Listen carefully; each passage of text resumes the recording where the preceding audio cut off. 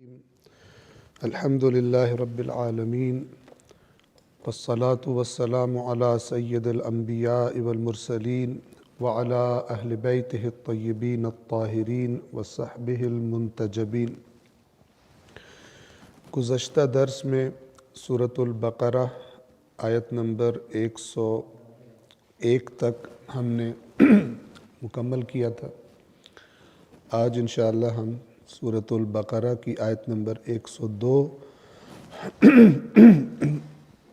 سے شروع کر کے 105 تک پہلے تلاوت کریں گے اور اس کے بعد ترجمہ اور مختصر وضاحت آپ کی خدمت میں عرض کریں گے۔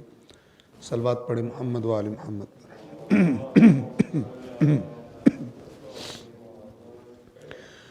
اعوذ باللہ من الشیطان الرجیم، بسم اللہ الرحمن الرحیم۔ واتبعوا ما تتلو الشياطين على ملك سليمان وما كفر سليمان ولكن الشياطين كفروا يعلمون الناس السحر وما أنزل على الملكين ببابل هاروت وماروت وما يعلمان من أحد حتى يقولا إنما نحن فتنة فلا تكفر فيتعلمون منهما ما يفرقون به بين المرء وزوجه وما هم بضارين به من أحد إلا بإذن الله ويتعلمون ما يضرهم ولا ينفعهم وَلَقَدْ عَلِمُوا لَمَنِ اشْتَرَاهُ مَا لَهُ فِي الْآخِرَةِ مِنْ خَلَاقٍ وَلَبِئْسَ مَا شَرَوْا بِهِ أَنفُسَهُمْ لَوْ كَانُوا يَعْلَمُونَ وَلَوْ أَنَّهُمْ آمَنُوا وَاتَّقَوْا لَمَثُوبَةٌ مِّنْ عِندِ اللَّهِ خَيْرٌ لَوْ كَانُوا يَعْلَمُونَ يا أيها الذين آمنوا لا تقولوا راعنا وقولوا انظرنا واسمعوا وللكافرين عذاب أليم ما يود الذين كفروا من أهل الكتاب ولا المشركين أن ينزل عليكم من خير من ربكم والله يختص برحمته من يشاء والله ذو الفضل العظيم۔ صلوات پڑھیں محمد والے۔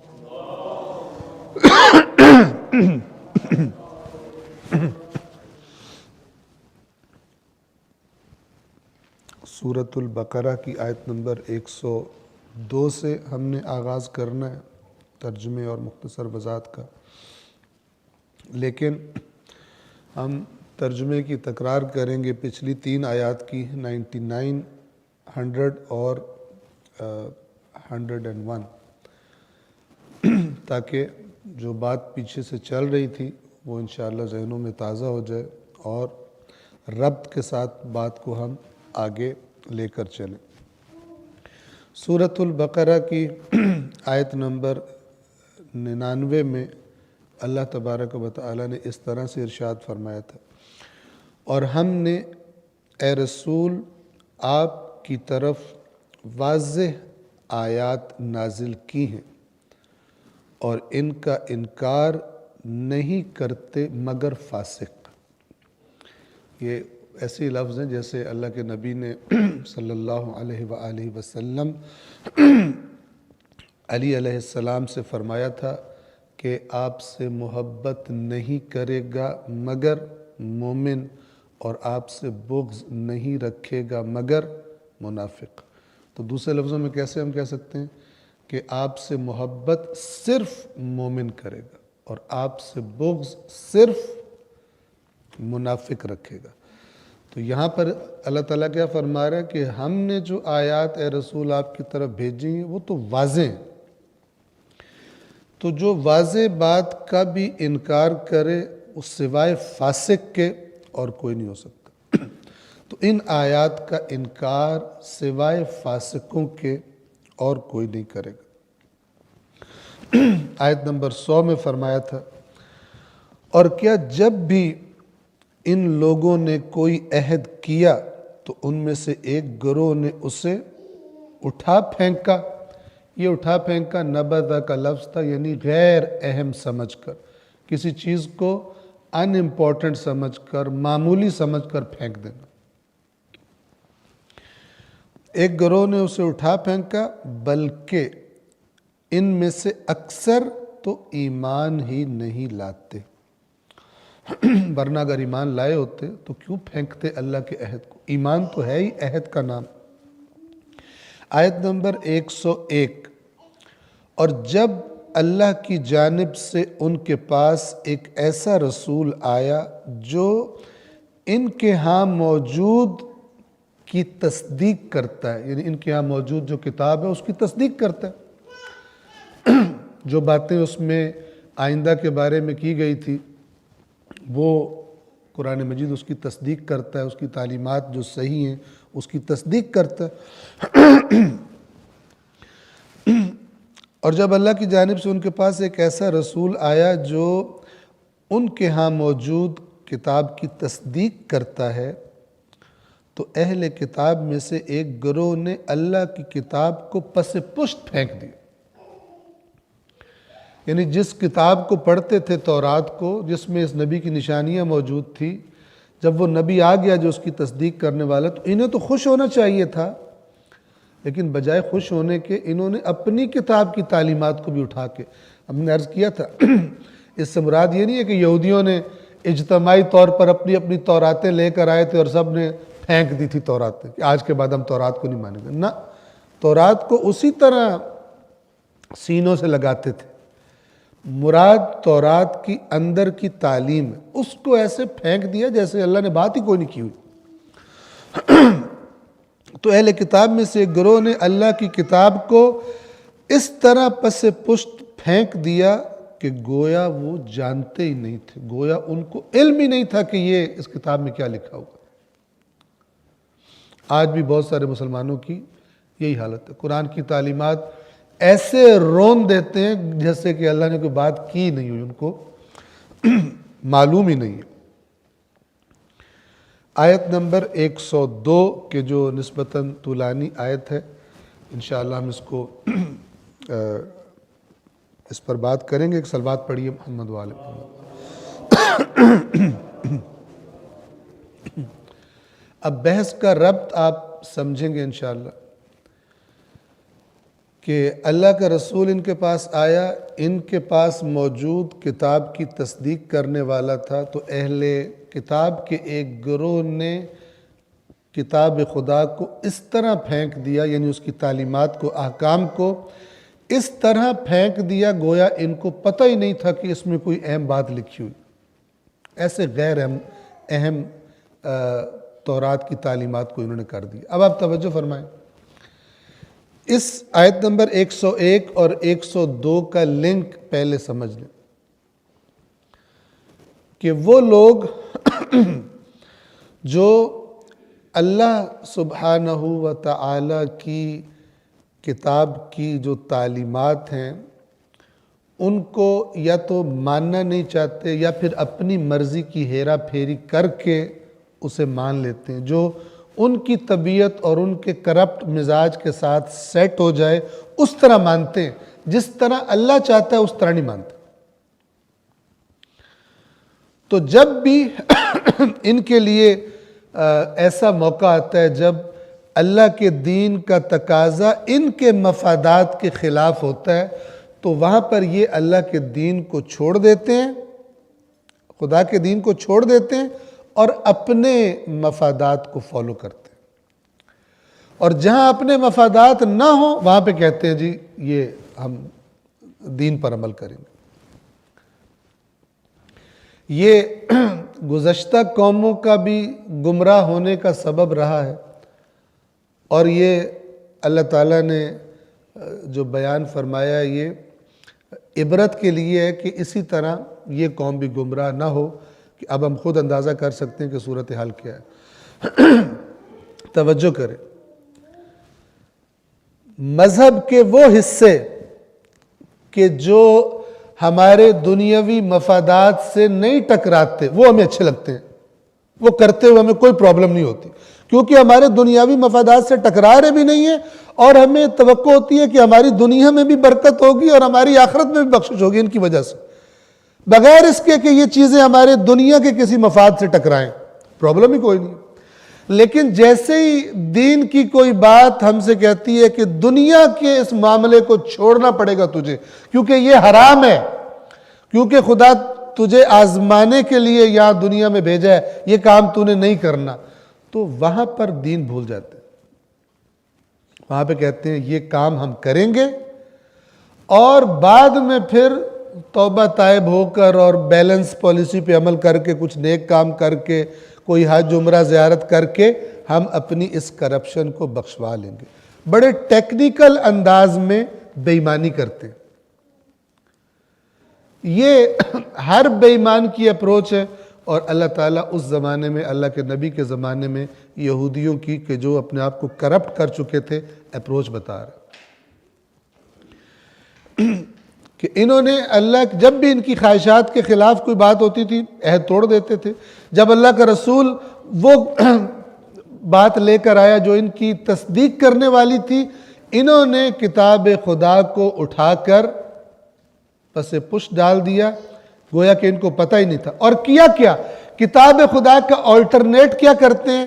شیطان کو فالو کرتے ہیں۔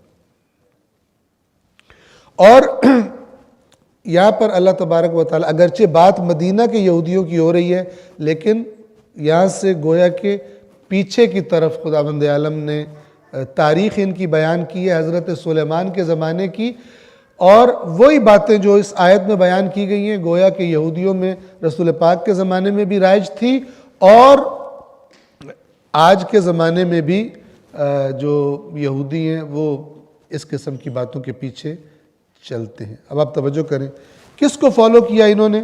سورۃ البقرہ آیت نمبر 102۔ جو کتاب خدا کو چھوڑ دیتا ہے پھر وہ کسے فالو کرتا ہے؟ فرمایا وَاتَّبَعُوا مَا تَتْلُو الشَّيَاطِينُ عَلَى مُلْكِ سُلَيْمَانَ، اور اس کے پیچھے چلے، اسے فالو کرنے لگے جو شیاطین کیا کرتے تھے، جو شیاطین پڑھا کرتے تھے، عَلَى مُلْكِ سُلَيْمَانَ، سلیمان کی بادشاہت میں علیہ السلام۔ حضرت سلیمان کو ایسی حکومت اللہ کی طرف سے عطا کی گئی تھی کہ ویسی حکومت آج تک کسی کو نہیں ملی بظاہر، کہ اس نے اس طرح حکومت کی ہو، نہیں ملی کسی کو۔ تو اب حضرت سلیمان کے زمانے میں جو ظاہر شیاطین تو ہر زمانے میں ہوتے ہیں، تو وہ کیا کرتے تھے؟ جادو ٹونا جسے کہتے ہیں، اس کا بہت پرچار کرتے تھے۔ جب حضرت سلیمان نے ان کی سرگرمیاں دیکھی تو ایسی قدرت اللہ نے دی ہوئی تھی کہ گویا انہوں نے ان سے وہ سارا مواد جمع کیا، جو کتابیں تھیں یا جو بھی چیزیں تھیں جن پر وہ چیزیں لکھی ہوئی تھیں، وہ لے کر جمع کر کے اور اس کو کہیں دفنا دیا۔ جب حضرت سلیمان دنیا سے گئے تو بعد میں انہی شیاطین نے، شیطانی قوتوں نے، شیطانی افراد نے، ان کے چیلوں نے کیا کیا کہ اس دفن شدہ جو حضرت سلیمان نے دفن کیا تھا اس کو نکالا، اور پروپیگنڈا یہ کر دیا کہ یہ جو سلیمان کو اتنی اقتدار اور طاقت حاصل تھی یہ اس جادو کی وجہ سے تھی۔ سلیمان جادوگر تھا، اور جادو کے زور پر وہ یہ سارے کام کیا کرتا تھا۔ جیسے آج بھی لوگ کہہ رہے ہوتے ہیں میرا جادو یوں کر دیتا ہے، تو دیواروں پہ بھی انہوں نے لکھا ہوتا ہے، ٹھیک ہے، اور خود لوگوں کی جیبوں سے مال کھا کے گزارا کر رہا ہے اور کہتا ہے میرا جادو یہ کر دیتا ہے، میرا جادو وہ کر دیتا ہے۔ لیکن ظاہر ہے کہ میں اس موقع پر، ایسے موقعوں پر یہ کہا کرتا ہوں کہ جنہوں نے اس کائنات کی سب سے طاقتور ہستی پر اعتماد نہیں کیا اور اپنے آپ کو اس کے سپرد نہیں کیا، پھر ان کی سزا یہی بنتی ہے کہ اس قسم کے فراڈیوں کے دروازوں پہ جائیں اور سمجھیں کہ یہ مسئلہ حل کر دے گا، اور یہ بھی نہ دیکھیں کہ یہ حلال ہے یا حرام۔ جنہوں نے کھلے عام لکھا ہوتا ہے جناب کالے جادو کے ماہر اور جناب بدرو ہیں اور پتہ نہیں کیا کیا لغویات لکھی ہوتی ہیں، ادھر پیچھے دوڑ رہے ہوتے ہیں۔ اور اگر خدا کے ساتھ ان کے رابطے کو دیکھا جائے تو بالکل ان کو ایسا لگتا ہے کہ اللہ تعالیٰ نے کچھ کرنا ہی نہیں، ادھر دل ہی نہیں کرتا جانے کا، اور ہر چوکھٹ پر سر جھکانے کا ان کا دل کرتا ہے جہاں بھی کوئی ان کو گائیڈ کر دے، اور ان کے فراڈ میں چکروں میں اور پتہ نہیں کیا کیا خرابیاں کرتے ہیں۔ اور یہ سزا ہے اس کی کہ جس کو اللہ تبارک و تعالی اپنا قرب آفر کرے اور کہے مجھ پر توکل کر وعلی اللہ فلیتوکل المؤمنون، مومنوں کو چاہیے کہ صرف اللہ پہ توکل کرے، اسے اللہ پہ نہیں ہو، اسے ہو کہ یہ جو ہے نا فلانا یہ کام کرے گا میرا، تو اس کی سزا ہے دھکے کھائے، اور یہ لوگ ساری عمر دھکے کھاتے رہتے ہیں کیونکہ یہ جو فراڈیے بیٹھے ہوتے ہیں ان کو تو اپنا کلائنٹ چاہیے ہوتا ہے، یہ ایسے ٹوٹکے کرتے ہیں کہ ایک دفعہ آئے پھر جائے ہی نہ، کہتے ہیں ہر 3 مہینے کے بعد مجھے پھر عمل کرنا پڑے گا تو 10 بکرے اس کے لیے بھجوا دو، پھر مجھے بہت بڑا اچانک فون کرے گا تم پر ایک بہت بڑا عمل کیا جا رہا ہے، اس کا رنگ پیلا پڑ جائے گا توہم پرست کا اور ناقص الایمان اور ضعیف الایمان کا کہ میرے پر جادو کیا جا رہا ہے، چلو جی عمل کرنا ہے اتنے پیسے یہ کر دو، اور طرح طرح کے فراڈ ہوتے ہیں پیسے لینے کے بھی، تو یہ کام کر رہے ہوتے ہیں۔ اللہ تبارک و تعالیٰ کے نبی پر جب عروج تھا، مکے میں جب عروج تھا دشمن کی مخالفت کا، اور ظاہری اور باطنی جو بھی طریقے سازشیں جو ان کے بس میں تھا وہ کر رہے تھے رسول اللہ کو ناکام کرنے کے لیے، تو اللہ تبارک و تعالیٰ نے 2 صورتیں نازل کی تھی، سورۃ الفلق اور سورۃ الناس۔ اس پوری کائنات میں اس قسم کی چیزوں دشمنوں سے بچنے کے لیے ان 2 صورتوں سے بہتر کوئی کلام نہیں ہو سکتا، جو کہتا ہے جھوٹ بولتا ہے۔ اس لیے کہ رسول اللہ سے زیادہ اللہ کو پیارا کوئی نہیں تھا، اللہ کا آخری دین اللہ کے حکم سے پہنچانا انہوں نے شروع کیا ہوا تھا، دشمنوں کی ظاہری اور باطنی سازشیں اور وار عروج پر تھے، ایسے موقع پر جو اللہ نے اپنے نبی کو سکھایا ہے اس سے بہتر کوئی چیز نہیں ہو سکتی۔ قل اعوذ برب الفلق قل اعوذ برب الناس، باقی سب فراڈی ہیں جو اللہ کے کلام سے دور ہٹا کر تو پتہ نہیں کبھی بکرے کا سر لاؤ کالے کا، کبھی پتہ نہیں ہرن کے پتہ نہیں کیا لے کر آؤ فلان، اس قسم کی بیہودہ لغویات میں مسلمانوں کو بھی آدھا ہندو بنایا ہوا، توہم پرست۔ پھر ریپیٹ کروں میں، یہ سزا ہے جہاں سے ایک مضبوط دماغ بنانا تھا اور ایک مضبوط نظریہ کہ جو اللہ کے ساتھ جڑا ہوتا ہے اور اپنے ہر معاملے کو خدا کے سامنے پیش کرتا ہے، جب وہ نہیں رکھا تو پھر یہ ایک سجدہ جسے تو گراں سمجھتا ہے 1000 سجدوں سے دیتا ہے آدمی کو نجات، تو پھر 1000 سجدے کرنے پڑتے ہیں اس قسم کے فراڈیوں کے سامنے۔ اور سلیمان کے عہد حکومت میں شیاطین جو کچھ پڑھا کرتے تھے، یہ یعنی اہل کتاب اس کی پیروی کرنے لگ گئے، واتبعوا اور اس کی اتباع کرنے لگے، کس کی؟ ما تتلو الشیاطین، جو شیاطین پڑھا کرتے تھے۔ اب آپ توجہ کریں، اگرچہ یہ آیات نازل ہو رہی ہیں مدینہ میں، اور مدینہ میں یہودی جو حرکتیں کر رہے ہیں رسول اللہ کے خلاف اور ایمان نہ لانے کے بہانے گھڑ رہے ہیں، ان کی تنبیہ کے لیے، ان کو ڈانٹنے کے لیے یہ نازل ہو رہی ہیں، لیکن ذکر کس حرکت کا کیا جا رہا ہے اس میں؟ جو حضرت سلیمان علیہ السلام کے زمانے میں ہوئی تھی، ٹھیک ہے؟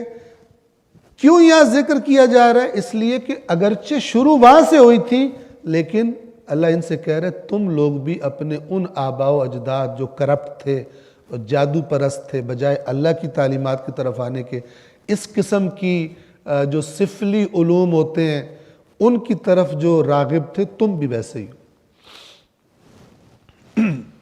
اب دیکھیے اس آیت کا جو اگلا حصہ ہے، اس میں کلیئرلی انسان کو یہ پتہ چل جاتا ہے کہ قرآن کریم سحر کو کفر قرار دیتا ہے۔ سحر یعنی کفر، توجہ کریں۔ وَمَا كَفَرَ سُلَيْمَانَ، اور سلیمان نے کوئی کفر نہیں کیا تھا. وَلَكِنَّ الشَّيَاطِينَ كَفَرُوا، بلکہ یہ شیاطین تھے جنہوں نے کفر کیا تھا. اور وہ کیا کفر تھا؟ يُعَلِّمُونَ النَّاسَ السِّحْرَ، لوگوں کو جادو کی تعلیم دیتے تھے. پس جادو کی تعلیم دینا قرآن کی نظروں میں کیا ہے؟ کفر ہے. کیونکہ اللہ تعالیٰ جواب کیا دے رہا ہے ان کو؟ وَمَا كَفَرَ سُلَيْمَانَ. یہ کیوں کس بات کا جواب دے رہے ہیں؟ کہ انہوں نے پروپیگنڈا کیا تھا اور گویا یہ مدینہ کے یہودیوں میں بھی یہ تصور موجود تھا، اور ایک طریقے سے آج بھی موجود ہے کہ یہ جو حضرت سلیمان کا اتنا بڑا اقتدار تھا، اس کی بیس جادو تھی، جادوگر تھے، میجیشن تھے، اور اس کی وجہ سے انہوں نے ہر چیز کو اپنے قابو میں کیا ہوا تھا. جیسے آج بھی لوگ دعوے کرتے ہیں نا، ہمارے پاس یوں ہے، ہمارے پاس یہ موکل ہے، ہمارے پاس یہ جنات ہیں، ہم یوں قابو کیا ہوا، فلان کیا ہوا ہے. ٹھیک ہے؟ اور ضعیف الایمان اور ضعیف دماغ کے لوگوں کو، توہم پرستوں کو وہ ٹھگتے ہیں اس قسم کی باتوں سے. تو اللہ نے سیدھا سے جواب دیا. تم کہہ رہے ہو سلیمان نے جادو کی وجہ سے حکومت کی تھی، جادو کفر ہے. وَمَا كَفَرَ سُلَيْمَانَ، سلیمان نے کفر نہیں کیا تھا، بلکہ شیاطین نے کفر کیا تھا کہ جو لوگوں کو سحر کی تعلیم دیتے تھے. یہاں پہ ذرا سحر کا مطلب سمجھ لیں. سحر جس کو ہم اردو میں لفظ استعمال کرتے ہیں جادو، سحر سین ہا اور را، یہ عربی زبان کا جو لفظ ہے، اس کا اصل معنی ہے دھوکہ. ایسا دھوکہ جو حقیقت معلوم،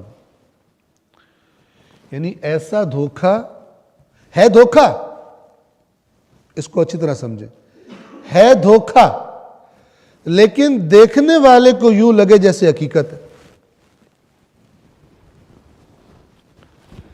جادو، توجہ کریں، جادو کسی چیز کی حقیقت کو نہیں بدلتا. قرآن کریم نے وہ شعبدہ کہ جو ان جادوگروں نے، ساحروں نے دکھایا تھا، جن کو فرعون نے بلایا تھا حضرت موسیٰ علیہ السلام کے مقابلے کے لیے، قرآن نے اس کے بارے میں کیا فرمایا ہے؟ وَجَاءُوا بِسِحْرٍ عَظِيمٍ، کہ ان جادوگروں نے بڑا عظیم سحر کیا. سحرٍ عظیم، بہت بڑا جادو کیا انہوں نے. وہ جادو کیا تھا؟ آیا وہ جو رسیاں لائے تھے اور وہ جو چھڑیاں لائے تھے جو حرکت کرتی نظر آ رہی تھی جیسے سانپ حرکت کرتا ہے، آیا ان چھڑیوں میں اور ان رسیوں میں کوئی تبدیلی ہو گئی تھی؟ قرآن مجید اس کا انکار کرتا ہے. لفظ کیا استعمال کرتا ہے؟ توجہ کیجیے، قرآن کے لفظ یہ ہیں وَسَحَرُوا أَعْيُنَ النَّاسِ، انہوں نے لوگوں کی آنکھوں پر جادو کیا. اور اگر آپ سحر کا میننگ ٹرانسلیشن میں لے آئیں تو انہوں نے لوگوں کی آنکھوں کو دھوکہ دیا. یہ ذرا توجہ کے ساتھ سن لیں، سمجھ لیں بات میں کیا کرنا چاہ رہا. قرآن کے لفظ یہ سحروا اعین الناس، ان کے ساتھ کچھ نہیں کیا، لوگوں کی آنکھوں کو دھوکہ دیا. آنکھوں کو کیسے دھوکہ دیا؟ کہ ان کو لگ رہا یہ تھا کہ یہ موومنٹ ہو رہی ہے ان میں، جیسے سانپ موو کرتا ہے. میں آپ کو آج کے دور کی صلوات پڑھیے محمد و آل محمد پر. اس بارے میں چھوٹی سی مثال دے دوں کہ میں نے ایک ویڈیو میں دیکھا تھا، یہ یوٹیوب پر کافی مل جائیں گے، کہ یہ جو میجک کی ٹرکس ہوتی ہیں ان ایکچولی پیچھے ہوتا کیا ہے. تو بعض کلپس ایسے آپ کو مل جائیں گے. تو ایک پائپ کے جو چمکیلا اس کا کلر ہے، اس کے اوپر مختلف کلر ہوئے ہیں، تو اس کو پہلے انہوں نے دکھایا کہ وہ اس میں موومنٹ ہو رہی ہے بڑی تیزی سے، وہ ہل رہا ہے، اور ہل رہا بالکل ایسے ہے کہ جیسے سانپ ہوتا ہے. ٹھیک ہے؟ اور تھوڑی دیر بعد اس بندے نے اس پائپ کے ایک طرف سے منہ کھول دیا اس کا، تو وہ پہلے ایک چوہا نکلا، پھر دوسرا چوہا نکلا، پھر تیسرا چوہا نکلا۔ اصل میں اندر چوہے بھاگ رہے تھے اس کے، جو انہوں نے ڈالے ہوئے تھے اندر، لیکن وہ چوہوں کے بھاگنے سے، اب باہر سے تو نہیں نظر آ رہا چوہا اندر، باہر والا بندہ سمجھ رہا پائپ ہل رہا ہے، ٹھیک ہے، اور بالکل سانپ کی طرح ہل رہا ہے، لیکن جب اس کو کھولا گیا تو اندر چوہے تھے، جب چوہے نگل گئے وہ ڈیڈ ہو گئے۔ خدا جانے کیا کیا تھا انہوں نے اس زمانے میں، لیکن قرآن نے کلیئرلی یہ بتایا ہوا ہے سحروا اعین الناس، کہ ان کو کچھ نہیں ہوا تھا، وہ جو سٹکس تھی اور وہ جو رسیاں تھیں ان کی، ان کو تو وہی کیا ہوگا جیسے انہوں نے بیچ میں چوہے ڈالے ہوئے تھے اور لگ رہا تھا کہ پائپ موو کر رہا ہے، اور اگر اس پائپ کی شکل آپ سانپ کی طرح اوپر کلرز کر دیں تو وہ آپ کو لگے گا کہ ایسا بن گیا۔ سحروا اعین، عین کی جمع ہے، آنکھوں پر، اعین الناس، لوگوں کی آنکھوں پر جادو کیا انہوں نے، نہ کہ انہیں کچھ کیا تھا، وہ تو جو تیاری کر کے آئے تھے کیا ہوتا انہوں نے۔ اور دوسری جگہ قرآن کے لفظ یہ ہے کہ حضرت موسیٰ کو خیال گزرا، یخیل الیہ من سحرہم انہا تسعی، یخیل ایک انسان کی قوت متخیلہ ہوتی ہے، جس کو ہم خیال کہتے ہیں، خیالی، تو موسیٰ کو خیال میں یوں لگا ان کے سحر کی وجہ سے جیسے وہ حرکت کر رہی ہوں، ٹھیک ہے۔ اب آگے آپ خود یعنی تصور کریں کہ معاملہ کیا ہے۔ دیکھنے والے کو لگ رہا ہے کہ یہ ان میں موومنٹ ہو رہی ہے اور یہ سانپ ہے، جبکہ قرآن مجید بتا رہا ہے کہ ایکچولی وہ نہ سانپ بنے تھے اور نہ سانپ ہونے کی وجہ سے وہ حرکت تھی۔ وہ حرکت کس وجہ سے تھی؟ لوگوں کی آنکھوں کو دھوکہ دیا گیا تھا، ان کو نظر یہ آ رہا تھا۔ یہاں تک اگر بات کلیئر ہے تو اگرچہ یہ داستان سحر کی بڑی لمبی ہے، جادو کی، کہ یہ کیا چیز ہوتا ہے، لیکن ظاہر ہے کہ سارا ہم اس وقت بیان کرنے کے قابل نہیں ہے، لیکن ہم اتنا بیان کر رہے ہیں کہ اللہ اگر کسی کو اس پر یقین ہے تو اس کی جان چھوٹ جائے، ٹھیک ہے، اور اگر کوئی ایسے ٹوٹکے کرتا ہے تو ان ٹوٹکوں سے نکل کر اور اللہ کی بارگاہ میں اپنے آپ کو سپرد کر دے۔ توجہ کریں، اب آپ کے ذہن میں سوال ہے کہ اگر سحر کچھ نہیں کرتا تو پھر اس کا اثر کیسے ہوتا ہے ہم پر؟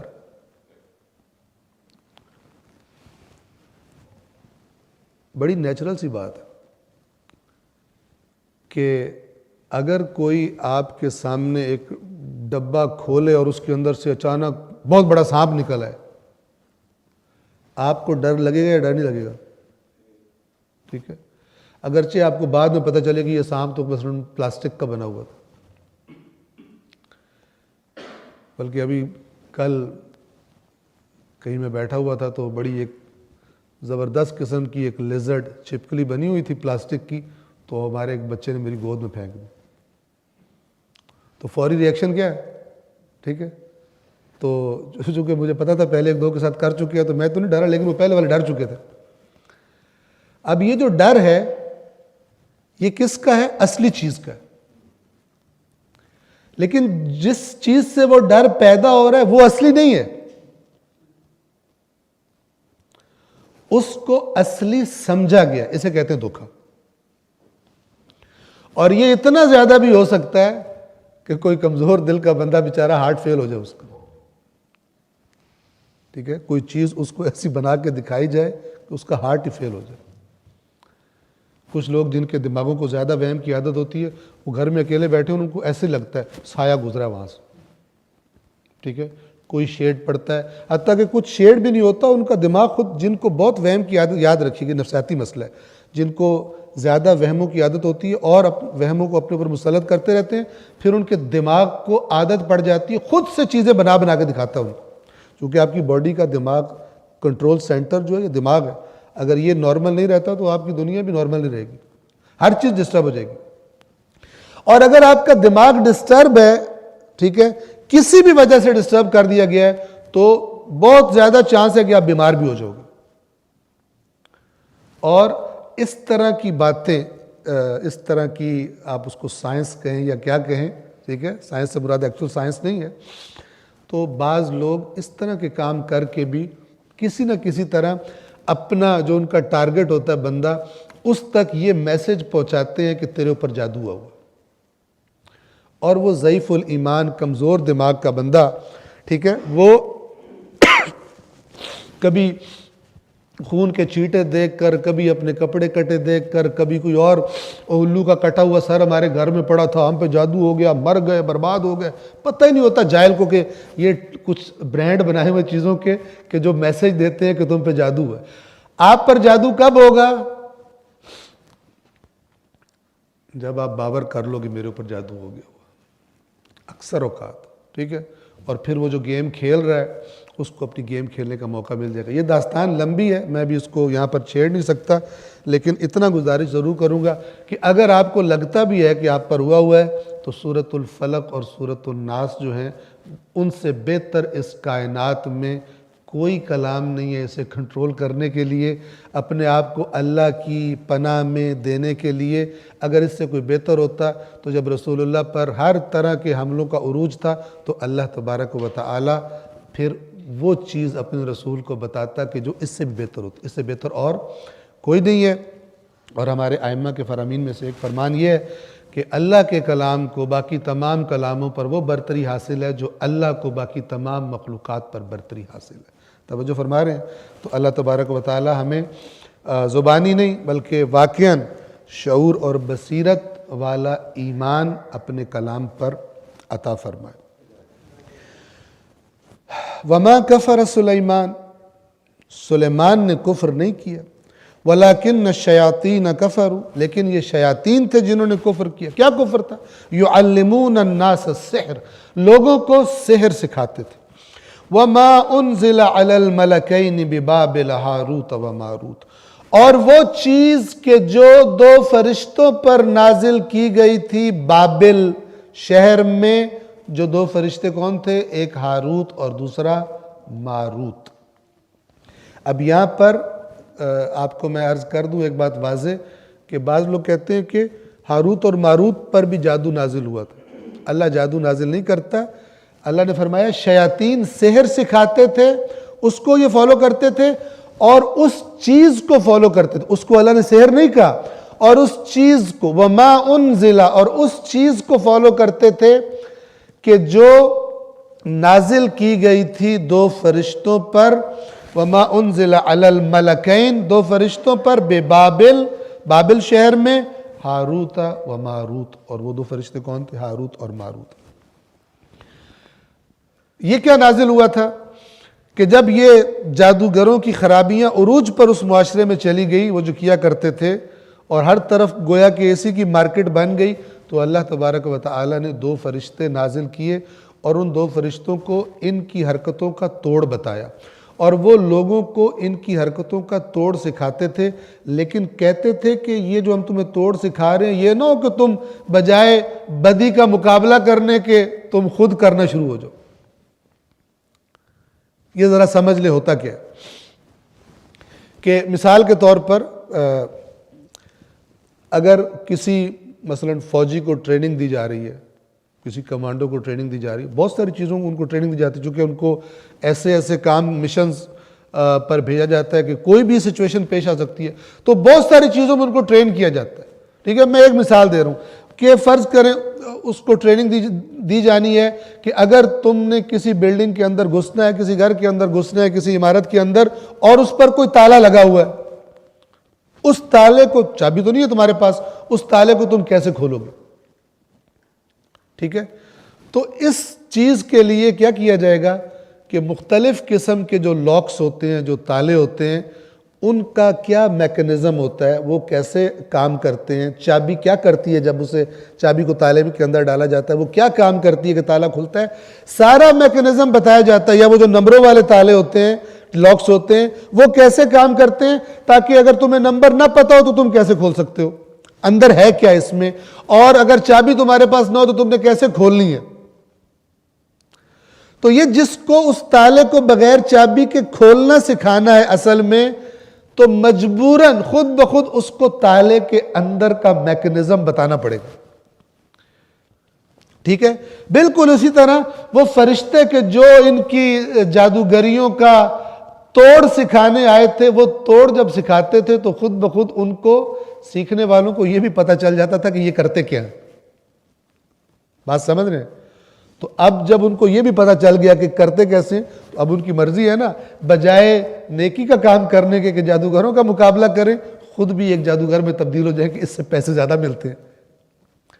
تو وہ جو فرشتے سکھانے آئے تھے اس کو لوگوں نے مس یوز کرنا شروع کر دی. اور اس میں جو اللہ تعالیٰ نے مثال دی ہے وہ بہت سارے کام کرتے ہوں گے. جو یہاں پر مثال دی ہے وہ یہ کہ میاں اور بیوی کی لڑائی کروا دیتے تھے، میاں اور بیوی میں بدگمانی پیدا کر دیتے تھے. ایک بدترین جرم، چونکہ آپ کو پتہ ہے روایات میں ہے کہ اسلام کی مجھے اب حدیث کے الفاظ بالکل ایکوریٹ یاد نہیں ہے لیکن میں مفہوم بیان کر رہا ہوں کہ اللہ تعالیٰ کو جو بہت ہی عزیز ہے بنیاد جو اسلام میں رکھی جاتی ہے وہ نکاح کی بنیاد ہے، شادی کی بنیاد ہے. اللہ تعالیٰ کو بہت پسند ہے. تو جو چیز اللہ تعالیٰ کو بہت پسند ہے، ہر چیز جو اس کو توڑتی ہے وہ بھی خدا کو بہت سخت ناپسند ہے. تو اللہ تعالیٰ نے اسپیشلی اس کا ذکر بھی یہاں پر فرمایا. توجہ کیجئے. وَمَا يُعَلِّمَانِ مِنْ أَحَدٍ حَتَّى يَقُولَا إِنَّمَا نَحْنُ فِتْنَةٌ فَلَا تَكْفُرْ. توجہ کیجئے الفاظ پہ قرآن کے. اور یہ دونوں فرشتے کسی کو کچھ نہیں سکھاتے تھے جب تک اسے یہ نہ کہہ دیں، یعنی خبردار نہ کر دیں کہ انما نحن فتنۃ، ہم تو صرف آزمائش ہیں. ٹھیک ہے، ہم تو صرف آزمائش ہیں. یعنی کیا؟ جو تمہیں سکھا رہے ہیں تمہاری آزمائش ہے. یہ تمہارے ہاتھ میں ہم نے آلہ تو دے دی ہے، اس کو تم اچھا یوز بھی کر سکتے ہو اور اس کو تم کفر میں تبدیل بھی کر سکتے ہو. انما نحن فتنۃ، کہ ہم تو صرف آزمائش ہیں تمہاری. فلا تکفر، تو تو کفر مت کرنا، یعنی جادو نہ کرنا شروع ہو جانا. ہم نے تجھے توڑ بتایا لیکن توڑ بتاتے بتاتے تجھے اصل چیز کا بھی پتہ چل گیا کہ وہ کیسے ہوتی ہے، تو پھر تو وہ کام نہ کرنا جو کفر ہے. ہم صرف آزمائش تھے. اب اس کے بعد اللہ فرماتا ہے کہ فَيَتَعَلَّمُونَ مِنْهُمَا مَا يُفَرِّقُونَ بِهِ بَيْنَ الْمَرْءِ وَزَوْجِهِ. تو ان دونوں نے تو مگر لوگ ان دونوں سے وہ سیکھ لیتے تھے جس سے وہ ایک شخص اور اس کی زوجہ کے درمیان جدائی ڈال دیتے. آپ توجہ کریں، فرشتے غلط کام نہیں سکھاتے، لیکن وہ توڑ سکھانے کے لیے جو باتیں بتائی جاتی تھی ان کے ضمن میں ان کو یہ بھی پتہ چل جاتا تھا، ٹھیک ہے، کہ یہ جدائی ہوتی کیسے. تو بجائے وہ توڑ کرنے کے، ٹھیک ہے، ٹوٹے ہوئے کو جوڑنے کے، انہوں نے جڑے ہوئے کو توڑنا شروع کر دیا.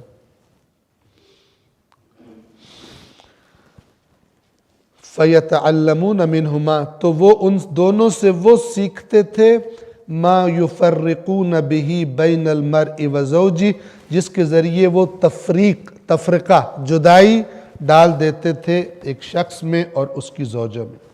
اب توجہ کیجیے. وَمَا هُمْ بِضَارِّينَ بِهِ مِنْ أَحَدٍ إِلَّا بِإِذْنِ اللَّهِ. اب یہاں پہ اللہ پھر اپنی قوت کا اظہار فرما رہا ہے، اور وہ کیا ہے؟ توجہ کیجیے. اور اللہ کے اذن کے بغیر وہ اس چیز کے ذریعے کسی کو کوئی نقصان نہیں پہنچا سکتے. یہ بات بہت سمجھنے والی ہے. کیا کہا جا رہا ہے؟ اللہ کیا فرما رہا ہے کہ یہ جو جادوگریاں کرتے ہیں، جادو کرتے ہیں، یہ اللہ کے اذن کے بغیر کسی کو نقصان نہیں پہنچا سکتے کچھ بھی. اس کا کیا مطلب ہے؟ اس کا مطلب یہ ہے، سمجھنے والی بات ہے، سمجھنے والا نقطہ ہے. صرف اس معاملے میں نہیں، بہت سارے معاملات میں، بہت سارے موضوعات، کہ آیا اللہ سے جادوگر پہلے اذن لیتا ہے یا اللہ مجھے اجازت دے میں جادو کروں؟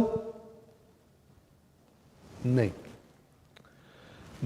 مجھے اجازت دے کہ میرے اس کام میں جو میں شعبدہ دکھاؤں دیکھنے والا اس سے بہت زیادہ ڈر جائے، متاثر ہو جائے، میرے قبضے میں آ جائے، میرے کنٹرول میں آ جائے۔ اللہ سے اجازت مانگتے ہیں؟ نہیں، یہ تو کر رہی کفر ہے، یہ تو کر رہی اللہ کی نافرمانی ہے۔ تو پھر اس کا مطلب کیا ہے؟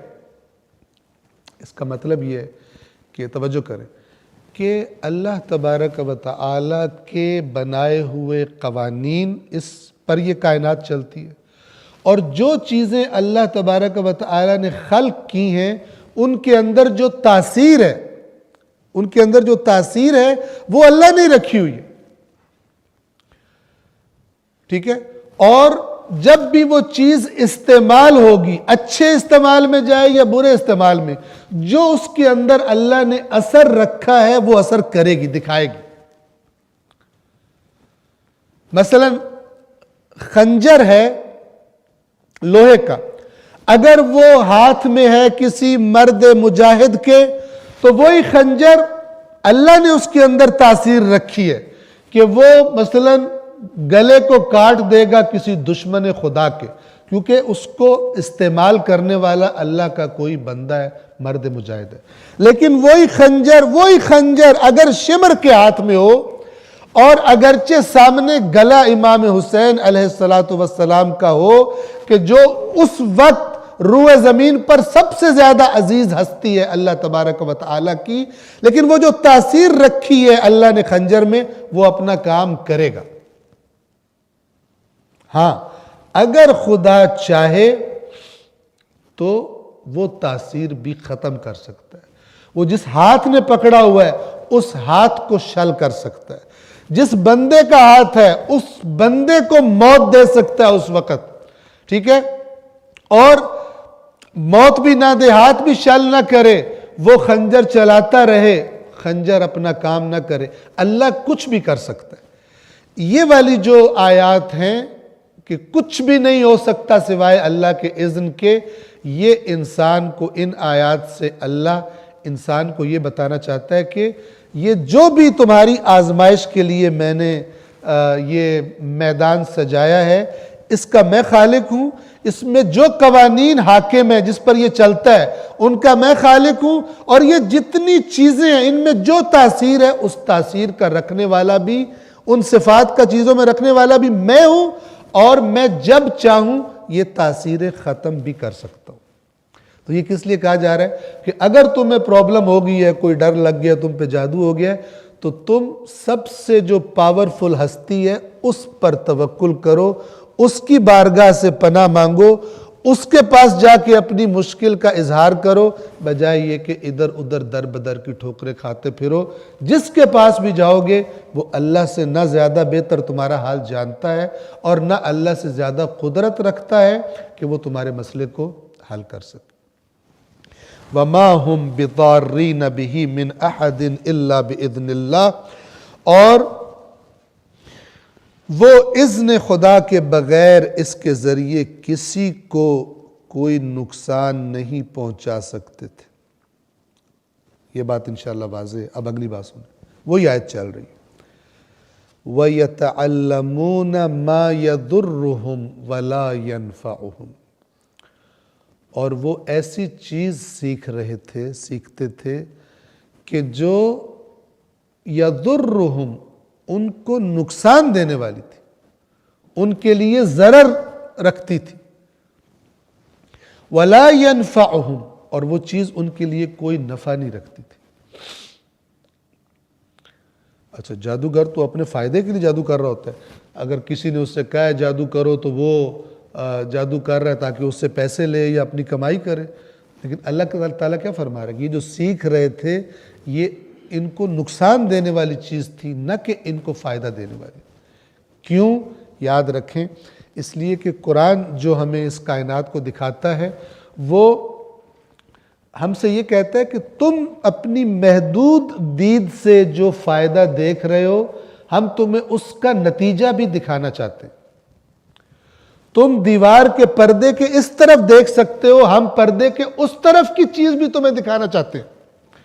تمہیں پردے کی اس سائیڈ والی چیز بہت فائدہ مند لگ رہی ہے، جبکہ ہم جانتے ہیں کہ اس کے پیچھے کتنا بھیانک نتیجہ تمہارا انتظار کر رہا ہے۔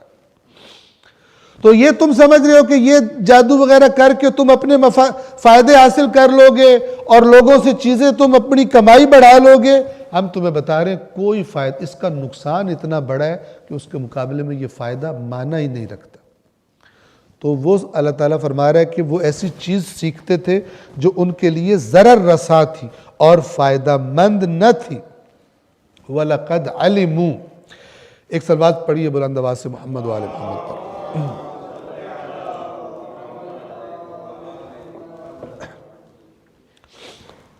یہ صلوات میں نے اس لیے پڑھائی ہے ذرا تھوڑا دماغ ایک دفعہ تازہ ہو جائے صلوات کی برکت سے, کہ یہ جو اگلی بات ہے جو اینڈ ہے اس آیت کا, یہ بھی ذرا غور کرنے والا اور سمجھنے والی چیز ہے.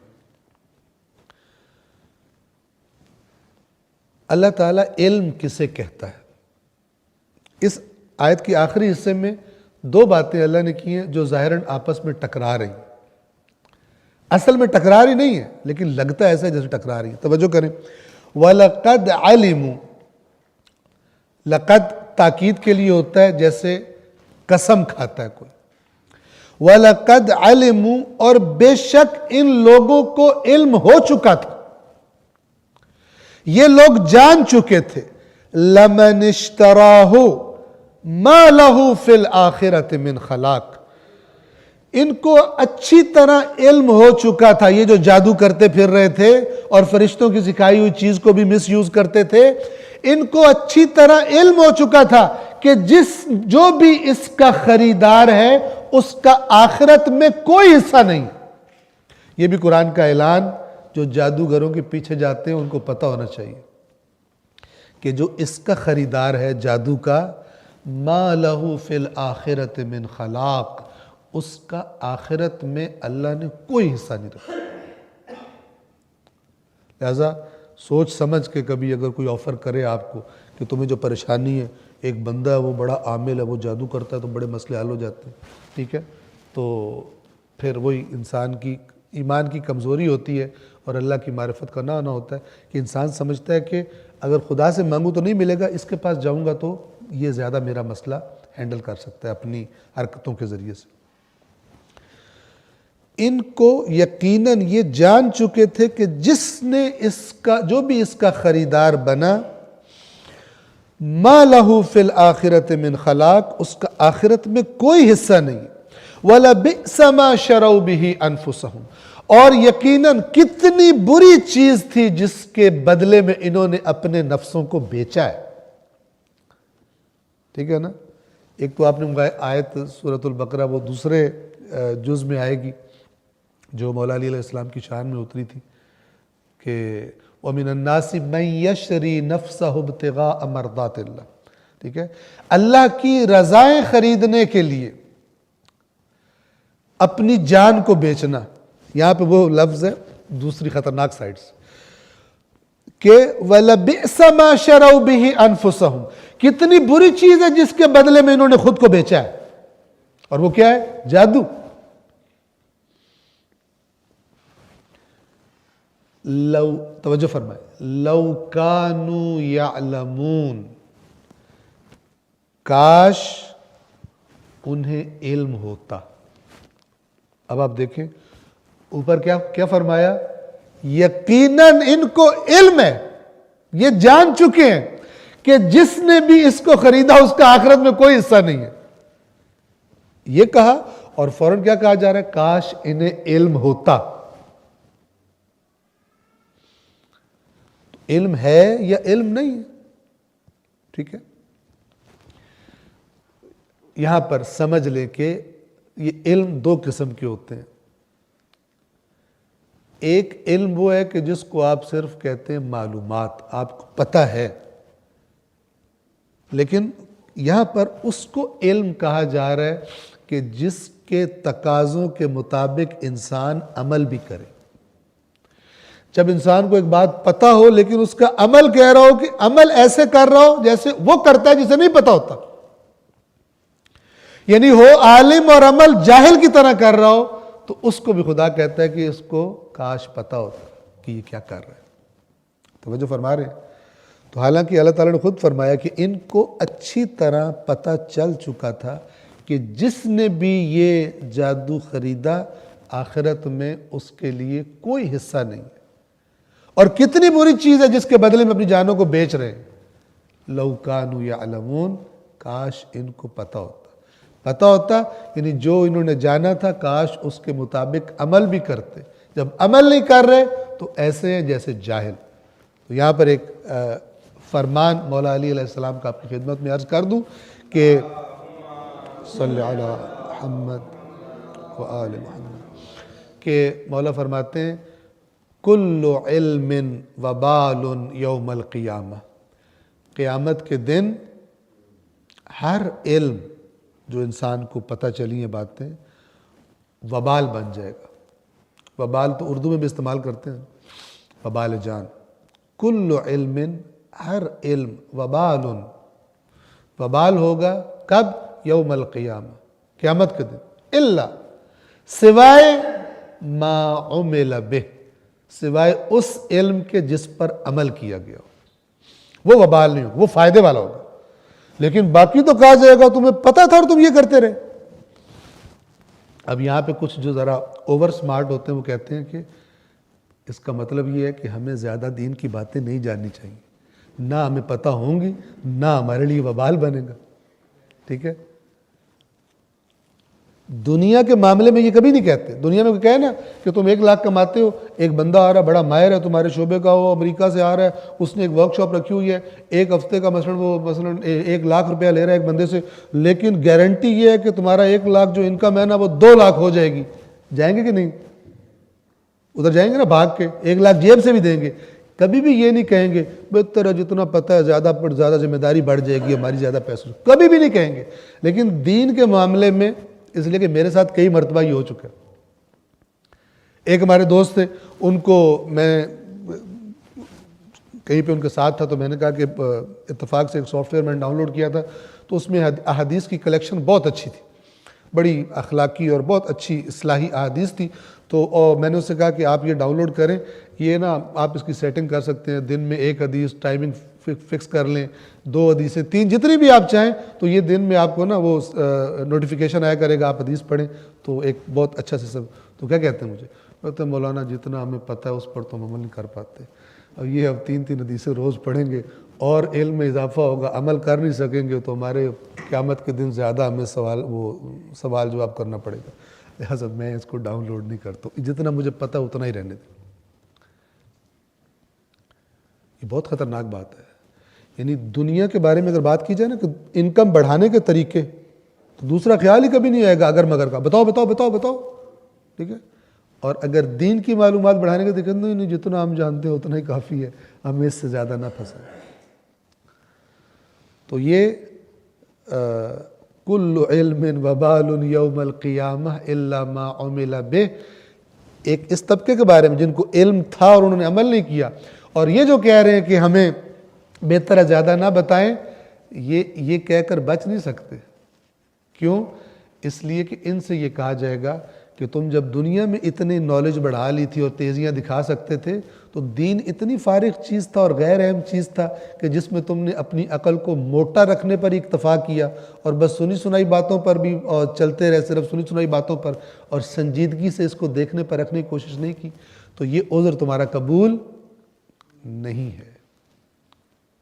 اس کا ذکر بھی، اس قسم کی جہالت کا ذکر بھی سورۃ النساء کی آیات میں آیا ہوا ہے کہ انشاءاللہ خدا نے جب توفیق دی وہاں پہنچے تو آپ کی خدمت میں عرض کریں گے. وَلَبِئْسَ مَا شَرَوْا بِهِ أَنفُسَهُمْ، اور کتنی بری چیز ہے جس کے بدلے انہوں نے اپنے نفسوں کا سودا کیا ہے. لَوْ كَانُوا يَعْلَمُونَ، کاش وہ جان لیتے. آیت نمبر 103، وَلَوْ أَنَّهُمْ آمَنُوا، اور اگر وہ ایمان لے آتے. یعنی یہ جو جادو اور کتاب خدا کو چھوڑ کر، اللہ کی تعلیم کو چھوڑ کر ان چیزوں کے پیچھے ہیں، گویا خدا بند عالم دوسرے لفظوں میں کہہ رہا ہے، کیا کہہ رہا ہے؟ اگر یہ ایمان لے آتے، یعنی یہ ایمان نہیں لائے. وَلَوْ أَنَّهُمْ آمَنُوا، اور اگر یہ ایمان لے آتے، وَاتَّقَوْا، اور بچتے. تقوی بچنے کو کہتے ہیں. جب کسی آیت میں یہ لفظ آتا ہے تو اگرچہ ہر برائی سے بچنے کا نام تقوی ہے اور ہر اطاعت کا نام تقوی ہے، لیکن سب سے پہلے مربوط ہوتا ہے اسی بات سے جو اس آیت میں ذکر یا اس کانٹیکس میں جو بات ہو رہی ہوتی ہے، جس کانٹیکس میں، جس سیاق میں، سباق میں وہ آیت آ رہی ہے۔ یہاں پر کیا فرما رہے ہیں؟ وَلَوْ أَنَّهُمْ آمَنُوا وَاتَّقَوْا، اگر یہ ایمان لے آتے اور بچتے۔ کس سے بچتے؟ یہ جو جادو اور اس قسم کے ٹونے کرنے کے پیچھے جا رہے ہیں، اگر اس سے بچتے لَمَثُوبَةٌ مِّنْ عِنْدِ اللَّهِ خَيْرٌ، تو جو اللہ کے پاس اس کا ثواب تھا وہ بہت بہتر تھا۔ ان تھوڑے بہت مالی مفادات سے جو یہ کما رہے ہیں جادو کے کرتب دکھا کر، اگر یہ اس سے پرہیز کرتے تو، اور وہ جو فرشتوں سے سیکھا تھا اسی کام میں استعمال کرتے جو سکھایا گیا تھا کہ جادو کا توڑ کرو تو فلان کرو، مس یوز نہ کرو، تو پھر یہ کیا کرتے؟ اللہ کے پاس ثواب جو تھا وہ کئی زیادہ بہتر تھا۔ پھر ریپیٹ کیا وہی لفظ لو کانوا یعلمون، کاش ان کو علم ہوتا۔ لیکن بات بتا دی گئی ہے، لیکن ان کا عمل ایسا ہے جیسے ان کو پتہ ہی کچھ نہیں ہے۔ 101 نمبر آیت جو لاسٹ درس کی آخری آیت، وہاں پہ کیا تھا؟ وہاں پہ یہی تھا کہ ایسے پھینکا کتاب خدا کو جیسے پتہ ہی کوئی نہیں کہ اس کے اندر کیا لکھا ہوا ہے۔ رسول کے آنے کے بعد جس رسول کی نشانیاں کتاب میں تھی، بجائے اس پہ خوش ہونے کے، تصدیق کرنے کے، ایسے پھینکا کتاب خدا کو کأنہم لا یعلمون، جیسے ان کو پتہ ہی نہیں کہ اس کتاب میں کیا لکھا ہوا۔ ایک بار پھر صلوات پڑھیں محمد و آل محمد۔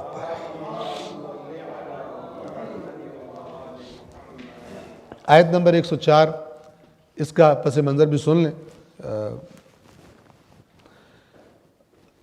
جب مدینہ میں رسول اللہ صلی اللہ علیہ وآلہ وسلم تشریف لے جا چکے تھے ہجرت کر کے، تو جو محفلیں تھیں تو وہاں پر جو مومن تھے وہ بھی آتے تھے، اہل کتاب بھی آتے تھے، اور اوپن تھی، منافقین بھی ہوتے تھے۔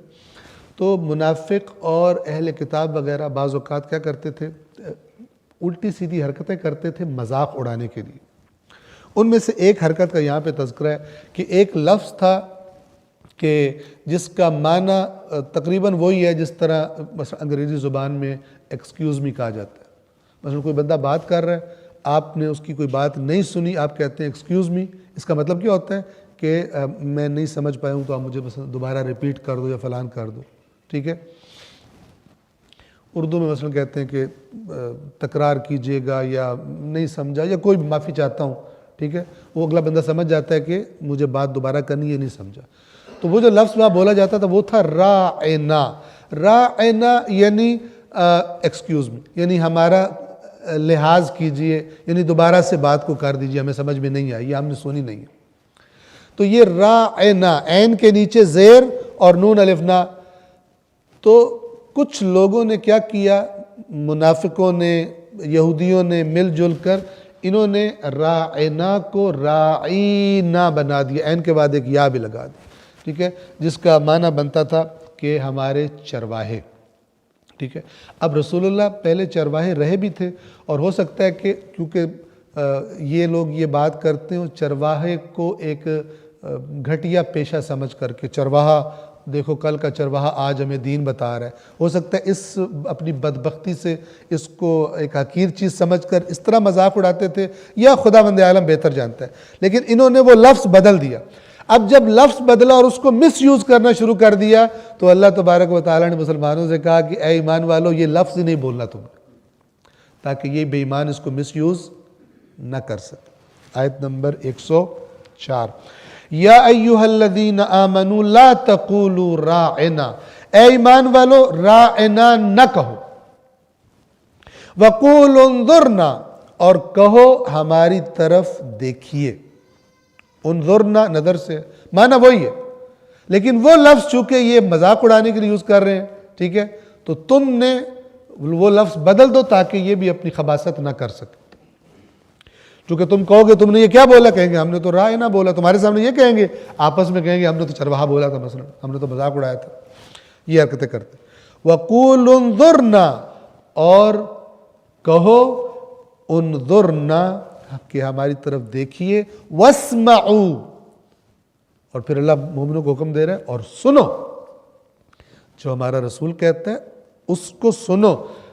کہیں ان کی جو خرابیاں ہیں، الٹے سیدھی حرکتیں کر، ان کی زد میں تم نہ آ جانا کہ رسول کی محفل میں اس طرح کی ہنسی مزاح اور توہین والی باتیں اور حرکتیں کرنا شروع کر دو۔ وَقُولُوا انظُرْنَا وَاسْمَعُوا، اور توجہ سے سنو، وَلِلْكَافِرِينَ عَذَابٌ أَلِيمٌ۔ اب یہاں پہ بھی دیکھیں کفر، سب سے پہلے اس آیت میں دیکھیں کسے کفر کہا جا رہا ہے، کہ کافروں کے لیے دردناک عذاب ہے، یعنی اگر یہ حرکت کرتے ہو، اللہ کے رسول کی توہین کرتے ہو، مذاق اڑاتے ہو، یہ کفر ہے، اور اس کفر کرنے والوں کے لیے دردناک عذاب ہے۔ آج کے لیے آیت نمبر 105 آخری آیت ہے، اسی 104 سے مربوط ہے۔ فرمایا ما یود الذین کفروا من اہل الکتاب ولا المشرکین۔ توجہ سے سنیں، اب یہ کفر کا جو میں بار بار ریپیٹ کرتا ہوں معنی کیا ہے، جان بوجھ کے نہ ماننا، یہاں پر اور واضح ہو جائے گا آپ پر۔ کیا فرمایا جا رہا ہے کہ ما یود الذین کفروا من اہل الکتاب، اہل کتاب میں سے جن لوگوں نے کفر اختیار کیا، اس کا مطلب ہے سارے اہل کتاب۔ کون کافر ہے ان میں سے؟ جو نہیں مان رہے، ٹھیک ہے، جو مان چکے ہیں وہ تو آ ہی گئے ایمان والوں میں، اور جنہوں نے ابھی جن پر مثلا بات واضح نہیں ہوئی لیکن وہ انہوں نے انکار نہیں کیا، وہ بھی ایک سائڈ پر ہو گئے۔ کون ہے؟ اہل کتاب میں سے جنہوں نے کفر اختیار کیا، وہ نہیں چاہتے، ما یود، وہ نہیں چاہتے، ولا المشرکین، اور نہ ہی مشرک۔ اہل کتاب میں سے کفر اختیار کرنے والے اور مشرک، یہ دونوں گروہ نہیں چاہتے ان ينزل علیکم من خیر من ربکم۔ کیا نہیں چاہتے؟ نہیں چاہتے کہ تم پر تمہارے رب کی طرف سے کوئی خیر نازل ہو، ان سے برداشت ہی نہیں ہو رہا۔ یہ چاہتے ہیں تم تباہ ہو جاؤ، یہ چاہتے ہیں کہ مثلا رسول پاک کی محفلیں جہاں پر دین کی باتیں ہوتی ہیں خراب ہو جائیں، نان سیریس کر دیا جائے، ہنسی مذاق پروپیگنڈے کیے جائیں۔ یہ نہیں چاہتے تمہارے اوپر کوئی خیر نازل ہوتی، کوئی بھلائی تم پر آتی، کوئی تمہاری ترقی، تمہاری طاقت، یہ نہیں دیکھ سکتے۔ کون کون سے دو گروہ؟ ایک جو اہل کتاب میں سے جنہوں نے کفر اختیار کیا، اور نمبر 2 مشرک، وہ تو ویسے ہی خلاف تھے پہلے سے رسول اللہ کے۔ کفر اختیار کرنے والے اہل کتاب یا مشرکین اس بات کو پسند ہی نہیں کرتے کہ تمہارے رب کی طرف سے تم پر کوئی بھلائی نازل ہو۔ واللہ یختص برحمتہ من یشاء، جبکہ حقیقت کیا ہے، اللہ جسے چاہتا ہے اپنی رحمت کے ساتھ مختص کر لیتا ہے۔ اللہ کی مرضی ہے، وہ جس کو مخصوص کر لے، جس کو چن لے کہ اس پہ رحمت نازل کروں گا۔ مشرکین بھی آپ کو پتہ ہے نا، ایسا نہیں کہ اللہ کو نہیں مانتے تھے، اللہ کو مانتے تھے لیکن شرک کے ساتھ مانتے تھے۔ اور اہل کتاب اللہ کو مانتے تھے کہ نہیں مانتے تھے؟ وہ بھی اللہ کو مانتے تھے۔ تو وہ کہتے تھے کہ ان پر کوئی خیر نہ آئے، تو اللہ تعالیٰ فرما رہا ہے کہ ان کے چاہنے سے نہیں ہوگا، یہ اللہ ہے جسے چاہتا ہے مختص کر لیتا ہے، مخصوص کر لیتا ہے، اور اس کو اپنی رحمت اس پر نازل کر دیتا ہے۔ واللہ ذو الفضل العظیم، اور اللہ صاحب فضل، فضل کسے کہتے ہیں؟ زیادہ کو کہتے ہیں، اس پر فضیلت ہے، ٹھیک ہے، اس شخص کو علم کے اعتبار سے اس شخص پر فضیلت ہے۔ کیا مطلب؟ اس کا علم زیادہ ہے، فضل یعنی زیادہ ہونا۔ اللہ صاحب فضل ہے، جس کو جتنا زیادہ دے دے، اور فضل بھی کوئی معمولی نہیں، عظیم، عظیم فضل کا مالک ہے۔ ایک صلوات پڑھیے محمد و آل محمد پر۔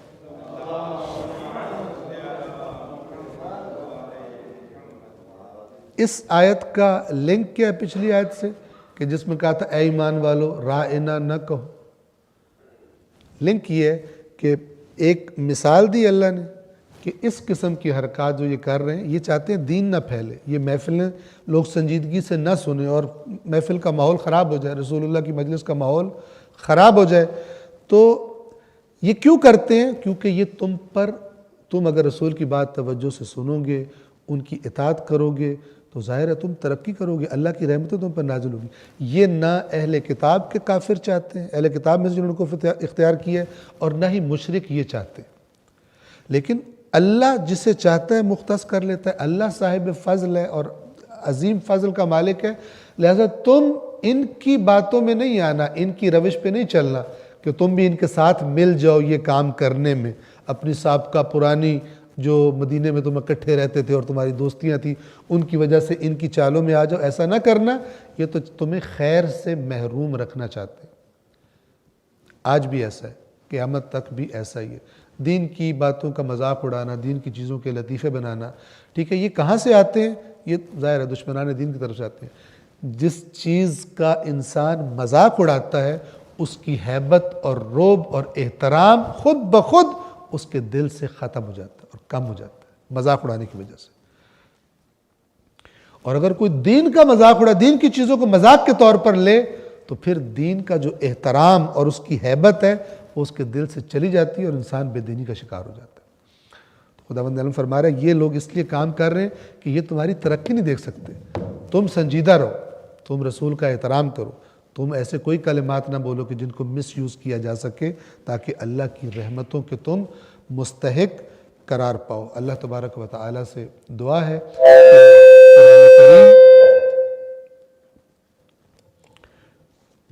قرآن کریم اور اہل بیت اطہار محمد و آل محمد علیہ السلام کی تعلیمات کو پڑھنے کی، سمجھنے کی، ان پر عمل کرنے کی، اور اپنی آئندہ نسلوں کی انہی کے سائے میں تربیت کرنے کی ہم سب کو توفیق عطا فرمائے۔ صلوات پڑھیں محمد و آل محمد۔